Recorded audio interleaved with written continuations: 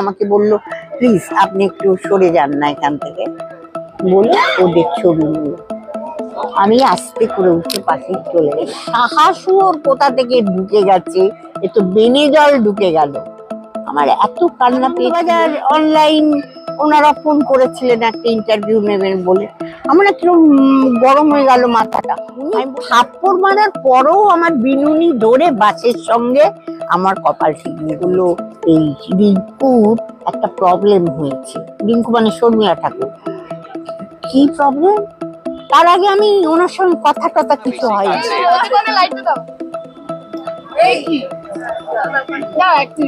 আমি দিতে বলেছি সবচেয়ে বেশি কাছের।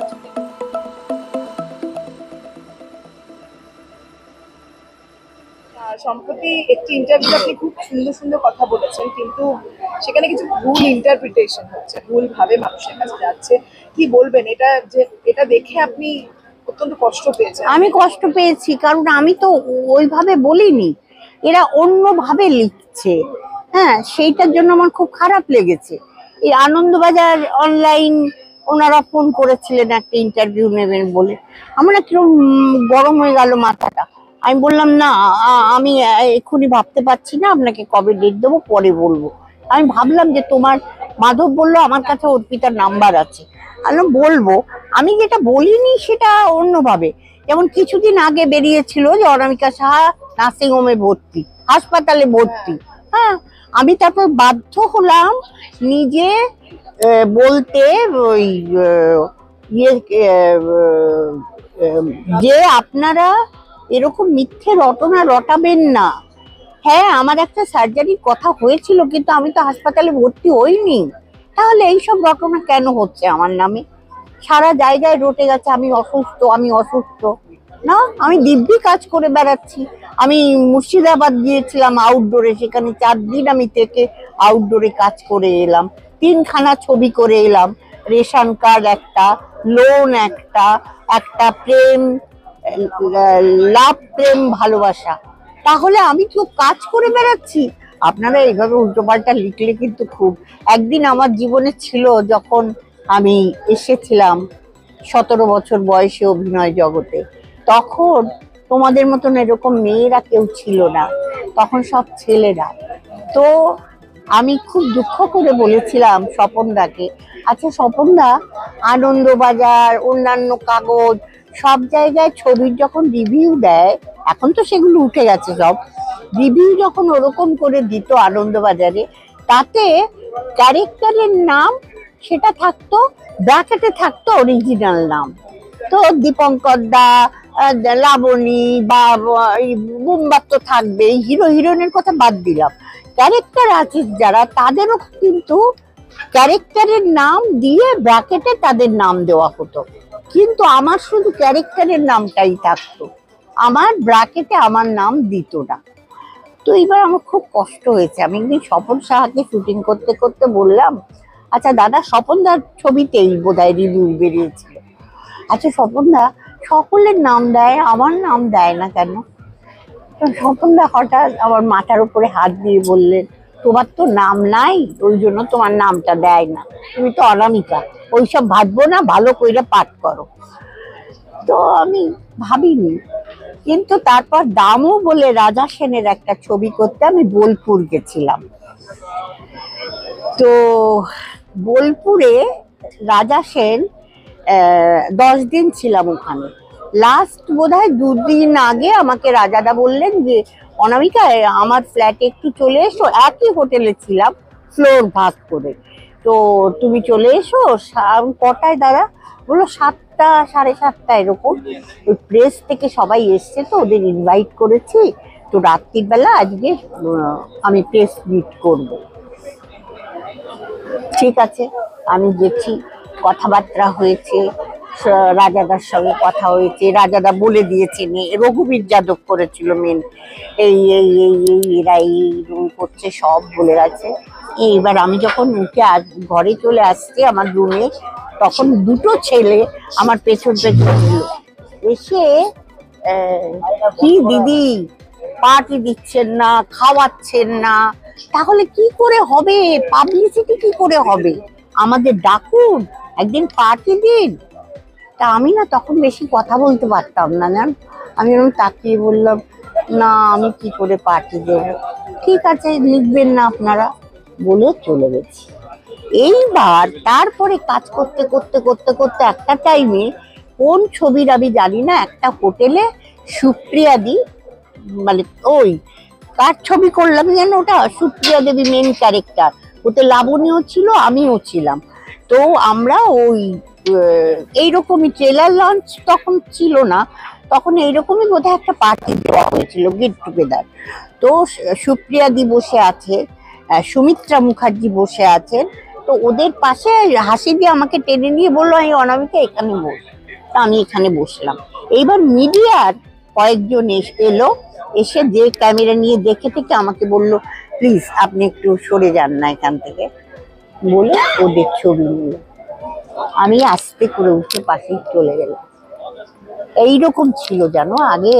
এবং প্রত্যেকটা, আমি তো বলি, আমি একটা ডায়লগে বলে এসেছি, নারী জাগরণের সময় এসেছে, এইবার নারীরা বুঝিয়ে দেবে যে তাদের কতখানি শক্তি। তো কেন আমাদের এইভাবে দাবিয়ে রাখা হয়েছে? আজ আমি এখানে, এখনো ঋতু আসেনি, কেউ আসেনি, আমি এখানে চলে এসেছি, কিন্তু আগে হলে আমাকে ধারে কাছে কেউ আসতো না, কেউ না। তার জন্য আমার কোনো দুঃখ নেই, আক্ষেপ ছিল। এইবার সেই আক্ষেপটা বেরিয়ে যাচ্ছে, এতদিন বার করিনি, কিন্তু এইবার এখন মনে হয় আর চুপ করে বসে থাকা যায় না। মানে আমাকে উঠিয়ে দিয়ে ওনাদের ছবি দিল, আমাকে পাশে বসতেও দিল না, এরকম করে করা হয়েছে। এবং হয়তো ঈশ্বরের এটা ইচ্ছে ছিল, সেই থেকে না আমি আরো মজবুত হয়েছি আমার ভেতরের, যে না, আমাকে অভিনয় এমন করতে হবে যে একদিন সবাই বলবে যে শুধু রূপ থাকলে হয় না। যেটা বুম্বা বলেছিল শ্বশুরবাড়ি জিন্দাবাদের সময়, প্রত্যেকে বলেছিল যে এই বাবা, হেমা মালিনীর রোল তোমরা অনামিকা সাহাকে নিচ্ছ, ও ওই গ্ল্যামার কোথা থেকে পাবে? তখন এ হরা, তুই, আমাদের যে স্বপন গুহ এডিটার, সে পর্যন্ত বলেছিল। এখন যা করে আমাকে দেখা হলে প্রায় কেঁদে ফেলে, হ্যাঁ কি ভুল করেছি আমি ওটা বলে। তো করুণা চক্রবর্তীর স্ত্রী মারা গেল কয়েকদিন আগে, খুবই দুঃখের। আমি গিয়েছিলাম, ঋতুও গেছিল বোধহয় বাড়িতে। যাই হোক, আমি সেটাই বলছি যে আমাদের প্রত্যেককে বাধা দিয়েছে যে না না, অনামিকাকে এই রোলে নিও না, নিও না। কিন্তু বুম্বা আর বুম্বা তখন বলেছিল, হেমা মালিনীর রূপ ছিল, অনিল কাপুর ছিলেন, মাধুরী দীক্ষিত ছিলেন, কিন্তু জামাই রাজা হিট করেনি। এইবার শ্বশুরবাড়ি জিন্দাবাদ দেখো, অনামিকা সাহার বুঝলাম সেই গ্ল্যামার নেই, এইবার দেখে নিও যে অভিনয় দিয়ে কোথায় যাওয়া যায়। এইটা কিন্তু বুম্বা বলেছিল। সেই তো এরকম মানে সহ অভিনেতা অভিনেত্রী বা এরকম আরো কত অপমান আপনাকে সহ্য করতে হচ্ছে? অনেক অনেক, ওগুলো আর বলে লাভ নেই। কিন্তু একটা দুটো ইনস্টেন্স একটু বলুন না, একটু শুনতে কিছুদিন চাই। আগে আমরা অবাক অভিজ্ঞতা প্রবাহ share শুনিয়ে করেছি। গেল, ভালো লাগে, জানতেও পারি আমরা। সেটা সিরিয়ালে, হ্যাঁ, যেমন অঙ্কুশ, আমি অঙ্কুশ ও ইন্দ্রিলার কথা কোনোদিনও ভুলবো না। ওরা আমার বাড়িতে এলো, আমি বললাম আমার বাড়িতে আসলে লাঞ্চ না করে আমি কাউকে যেতে দিই না। লাঞ্চ করলো, সারাদিন স্ক্রিপ্ট শোনালো, সব কিছু হলো। আমি মহরতে গেলাম, সেখানে বুম্বাও ছিল, ওর ছেলে তৃষাঞ্জিতও এসেছিল।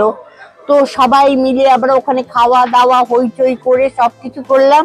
কিন্তু ব্যাড লাক, দেখো আমার অপারেশনের ডেট পিছিয়ে গেল, কারণ আমি আউটডোর থেকে না কাশি সর্দি এমন হলো, ডাক্তার বললো এই অবস্থা অপারেশন করা যাবে না আপনার কাশি না কমলে। তো পিছিয়ে গেল, এমন ভাবে পড়লো যে আমার 28 তারিখ অপারেশন হলো, 1 তারিখে ছেড়ে দিল, 5 তারিখে শুটিং। তো আমি ডাক্তার বাবুকে জিজ্ঞেস করলাম, উনি বললেন হ্যাঁ আপনি শুটিং করতে পারেন, ঘরের মধ্যে দিয়ে ঘোরাঘুরি করা, ডায়লগ বলা, এইগুলো করবেন, কিন্তু দৌড়োদৌড়ি বা লাফালাফি বা এই ধরনের খুব তাড়াতাড়ি আর সিঁড়ি ভাঙা টাঙা এইসব করবেন না। ও মা, 4 তারিখ রাত্রিরে অঙ্কুশের ওখান থেকে ফোন এলো যে দিদি, বম্বে থেকে ফাইটাররা এসছে, কালকেই ক্লাইম্যাক্স করবে, কারণ 6 তারিখে ওদের টিকিট কাটা, ওরা ফিরে যাবে। আমি ডাক্তারকে বলতে, ডাক্তারবাবু সরি, আমি পারমিশন দেবো না। মানে ভাবো বেলগাছিয়া রাজবাড়ির ওই সিঁড়ি, ওইখান দিয়ে আমি টক করে দৌড়ে ওপরে উঠবো, তারপরে দড়ি দিয়ে আমার পেটে বেঁধে আমাকে ঝুলিয়ে রাখবে, ক্লাইম্যাক্স শট। তখন হ্যাঁ, তখন আমি বললাম যে অঙ্কুশ কিছু মনে করো না, দেখো শরীর তো খারাপ হয়ে গেলে একটা ছবির জন্য, এত বছর ৪৫ বছর আমি অভিনয় করছি, কিন্তু সেটা দুঃখের শেষ থাকবে না।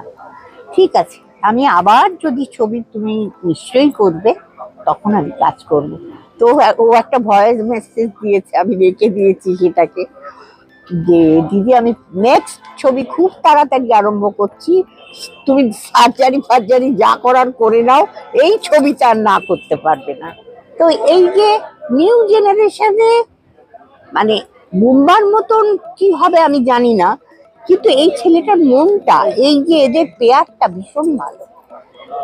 আপনি একটু আগে বলছেন পুরাতন যেহেতু ছবির নাম, এবং পুরনোদের জন্যই সমৃদ্ধ হয়েছে ইন্ডাস্ট্রি, কিন্তু সেই দামটাকে এখন বর্তমান সময়ে কতটা পাওয়া যায়, কতটা দেওয়া হয়? এখন এই ছবিটা রিলিজ করলে বোঝা না যাবে। এমনিতেও, শুধু ছবিটা নিয়ে না, এমনিতেও আমি বলছি হ্যাঁ, কতটাই পুরাতন যারা সিনিয়র আর্টিস্ট, হ্যাঁ। কতটা সম্মান দেওয়া না না, ওইসব উঠে গেছে, এখন কোনো পুরনো শিল্পীকে কেউ সম্মান দেয় না। আমি সিরিয়াল করতে গিয়ে আরো বুঝেছি যে কোনো ইয়ে না, কে বড়, আমি বড় ভাই, ক্যামেরার সামনে যাবো, ফটাফট ডায়লগ বলবো, চলে আসবো, এক্সপ্রেশন ওইসব ওরা মানে না। তার জন্য আমি সিরিয়াল করতে চাই না, কারণ আমরা যেভাবে মানুষ হয়েছি, মানে আজকে অভিনেত্রী অনামিকা সাহা বলেই তো তোমরা এইভাবে আমার কাছ থেকে নিচ্ছ, তো সেই অভিনয়টা কে শেখালেন? আমার ১৭ বছর বয়সে আমি অভিনয় জগতে এসেছি। আমার গুরু তরুণ মজুমদার, তিনি আমাকে নিয়েছিলেন সংসার সীমান্তে। তো একটা অনুপ কুমার আমার বর, ভাবতে পারছো যে একটা মেয়ে, ১৭ বছরের মেয়ে অনুপ কুমার, যার ছবি দেখে দেখে আমি ব্যস্ত, মানে আমরা কোথায় রাখবো তাকে, সেই অনুপ কুমারের সঙ্গে আমি পাঠ করছি।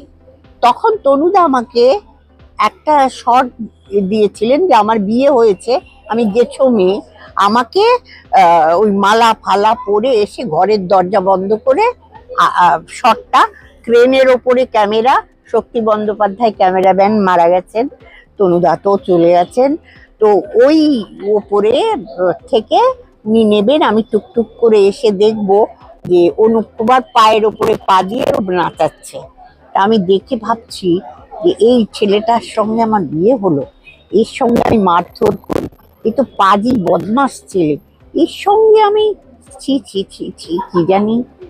তারপরেই আমার মনে হবে এই ছেলেটার সঙ্গে সারা রাত আমাকে শুতে হবে, আমি কি। তনুদা কাট করলেন ওই পর্যন্ত করে, নেমে এলেন, নেমে এসে আমাকে বললেন আপনি একটু এদিকে আসুন তো, উনি সবাইকে আপনি করে বলতেন, আপনি একটু এদিকে আসুন তো। আমি গেলাম, গিয়ে আমাকে বললেন যে আমি আপনার ক্লোজ যাব, আমি তো ক্লোজ বুঝতে পারছি না তখন। আমি বললো যে আপনার শুধু ফেস আর চোখ, এইটা আমি চাই। তো এইবার কি হলো, আপনার চোখের মধ্যে সবগুলো বার করতে হবে। আমার তো প্রায় কেঁদে ফেলার কায়দা, আমি ভাবছি, তখন আমি প্রেমেও পড়িনি, আমি বুঝিও না যে কিভাবে। তনুদা দেখালেন, দেখে যতটুকু পারলাম আমি করলাম, কিন্তু সেই ধরো ৪৫ বছর আগে এখনো সেই চোখ ওরা শেখানো আমি বুঝতে পারি না। দিদি, শর্মিলা ঠাকুরের সঙ্গে আপনি কাজ করেছেন, কিরকম অভিজ্ঞতা? যা যা অভিজ্ঞতার কথা আমরা শুনলাম, এরকম কি অভিজ্ঞতা না আরো? না না, দারুণ অভিজ্ঞতা। তখন তো এইসব ছিল না, তখন পুরো আমাদের টালিগঞ্জের ইয়েই আলাদা ছিল। টালিগঞ্জের ছবি যারা করতেন, বা প্রভাত রায়ের এইটা প্রথম ছবি প্রতিদান, তাতে আমি শর্মিলা ঠাকুরের সঙ্গে অভিনয় করলাম। আমাকে হঠাৎ বলা হলো যে প্রভাত রায় ঘরে ঢুকলেন, NT1 এর সেট, ঢুকেই বললেন যে এই অনামিকা আমার সঙ্গে একটু এসো তো। বললাম কোথায়? বললো এই রিঙ্কুর একটা প্রবলেম হয়েছে। রিঙ্কু মানে শর্মিলা ঠাকুর। কি প্রবলেম? তার আগে আমি ওনার সঙ্গে কথা টথা কিছু হয়নি, তো একটা প্রবলেম হয়েছে, ওর হেয়ার ড্রেসার আসেনি, উনি বিনুনি করবেন, তো উনি এতখানি করে পেছনটা আর করতে পারছেন না, কাউকে একটা হেল্প করার জন্য চাইছেন। তো ওনারই তো যাকে তাকে নিয়ে যেতে পারি না, তো একটু তুমি হেল্প করো না গিয়ে ওনার কাছে। এই আমি ঘরে ঢুকলাম, উনি বললেন এসো এসো, দেখো আমি করে নিয়েছি, কিন্তু একটুখানি ধরো যে আমি লাস্ট ওইগুলো করতে পারি। আমি বললাম না দিদি আমি করে দিচ্ছি, করে আমি ওই বিনুনিটা করে দিলাম। এই হচ্ছে ওনার সঙ্গে আমার ফার্স্ট দেখা। এরপরে পাল্লা রোডে আমরা আউটডোরে গেলাম, সেখানে আমরা ছিলাম রঞ্জিত মল্লিক, শর্মিলা ঠাকুর, আমি, ভিক্টর দা, সবাই। এবং মানে অদ্ভুত ভালো লেগেছিল শর্মিলা ঠাকুরের ব্যবহার, কি সুন্দর আমার সঙ্গে কথা বলতেন, ডেকে বলতেন এই অনামিকা এসো একসঙ্গে খাবো। আমি না ভাবতাম এ কি, এই শর্মিলা আরাধনা, এই শর্মিলা অমানুষ, এই শর্মিলা ঠাকুরের সঙ্গে আমি পাঠ করছি, ভাবতে পারতাম না। আমার দিদি তুমি তো অনেকগুলো বছর তো হয়ে গেল ইন্ডাস্ট্রিতে, এখন যখন নিটু নিয়ে প্রচুর চর্চা হয়, সেই সময় কি কোনো না, কিছুর, না, কোনো না না, থাবড়ে বার করে দেবে ফ্লোর থেকে। এখন ফ্লোরের মধ্যে চ্যাংড়ামো হয়। আর তখন কি ছিল, আমরা ঢুকতাম, প্রথম ফ্লোরকে প্রণাম করতাম, তারপরে গিয়ে ক্যামেরার প্রণাম করতাম, তারপরে শট শুরু হওয়ার আগে ডিরেক্টরকে প্রণাম করে তারপরে আমরা শট দিতাম। আপনার কাছে প্রিয় অভিনেতা এবং খুব খারাপ অভিনেতা, যার সঙ্গে খুব একটা বিশেষ সহ অভিনেতাই মানে খুব একটা ভালো সখ্যতা তৈরি হয়নি কোনো একটা বাজে কোনো কারণের জন্য, কি কিরকম? না না, আমার সঙ্গে সকলের সঙ্গে ভালো রিলেশন, কেউ বলতে পারবে না যে অনামিকাদির সঙ্গে আমার খারাপ ঝগড়া হয়েছে বা কোনো কিছু হয়েছে, আজও পর্যন্ত আমি শুনিনি। এখন বাইরে কি করেছে আমি জানি না, কারণ আমাদের সময় আমরা খুব মিলেমিশে কাজ করতাম, সমস্ত শিল্পীরাই ইয়ার্কি ফাজলামি করছি, মেকআপ রুমে একসঙ্গে খাচ্ছি দাচ্ছি সব। যেমন শুভেন্দুদা, সৌমিত্রদা, একটা ছবিতে আমরা অভিনয় করছি টেকনিশিয়ানে ইয়ে, তখন শুভেন্দুদা সৌমিত্রদাকে বলছে আরে পলুদা কি হয়ে গেল টালিগঞ্জ পাড়ায়, বেনে জল ঢুকে গেল তো। তো পলুদা মানে সৌমিত্রদা বলল মানে বুঝতে পারলাম না, তো বলল এখানে বন্দ্যোপাধ্যায়, চট্টোপাধ্যায়, সেনগুপ্ত, চ্যাটার্জি, ব্যানার্জি এইসবই এতদিন ছিল, এই সাহা শুয়োর কোথা থেকে ঢুকে গেছে, এ তো বেনে জল ঢুকে গেল। আমার এত কান্না পেয়েছিল, আমি বাড়িতে গিয়ে আমার মাকে বললাম মা সাহা ছুরিটা কি? আমার মা বললেন ছুরি আলাদা, যারা মদের ব্যবসা করে তাদেরকে বলে ছুরি, আর আমরা হচ্ছি বৈশ্য সাহা বাংলাদেশে।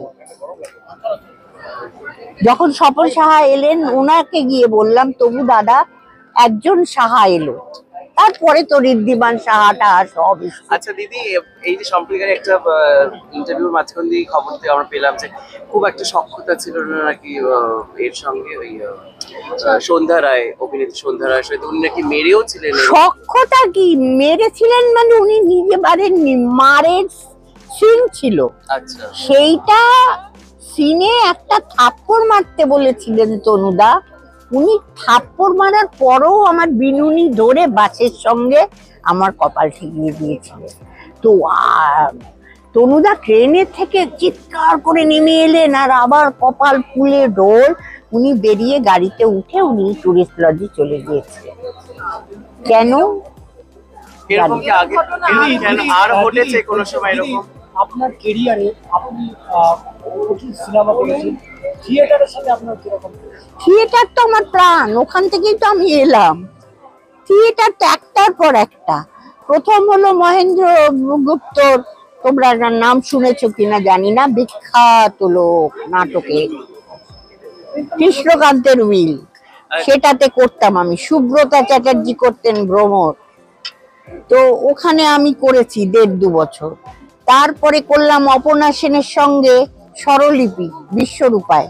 অপর্ণা সেন প্রথম মানে প্রফেশনাল স্টেজে অভিনয় করেছিলেন, সেই থিয়েটার করা এখন দিদি না না, ও তো যাতা হয়ে গেছে, ওইসব মনে করিও না, খারাপ লাগে। হয়ে গেল। এটা একটু বলো তোমার তুমি তো বললে বুম্বাদার কথা, দেব এবং জিৎ আর অঙ্কুশের কথাও তুমি বললে, দেব এবং জিৎ ওদের কিরকম লাগে তোমার, কারা বেশি কাছে? এই কি না এক মিনিট আমি দিতে বলেছিলাম সবচেয়ে বেশি কাছের যদি কাছের আর কিরকম অভিজ্ঞতা? দেখো, কাছের বলতে তো বুম্বা ঋতু। বুম্বা আমার কি, আমি নিজেও আজও বলতে পারবো না, ছেলে না ভাই না কি, ওর সঙ্গে আমার বন্ডিং একদম আলাদা। আমরা কোনোদিনও, ও গ্লিসারিন নেয়নি, আমিও গ্লিসারিন নিইনি, আমাদের বন্ডিংটাই আলাদা। ঋতু ঢুকেছে? না না না না না, হয়ে গেছে গাই এবার আমি চাই কিছুদিন আগে অব্দি আমরা দেখেছি টলিউডের কাজ বন্ধ হয়ে গেছে নানান সমস্যা ছিল। হ্যাঁ? টলিউডের কাজ কাজ বন্ধ বন্ধ। হয়ে গেছে হ্যাঁ। নানান সমস্যা ছিল। হ্যাঁ। আমাদের সময় তো এত সমস্যা ছিল না। না না, এই সময় কিভাবে দেখছেন কি বলবেন?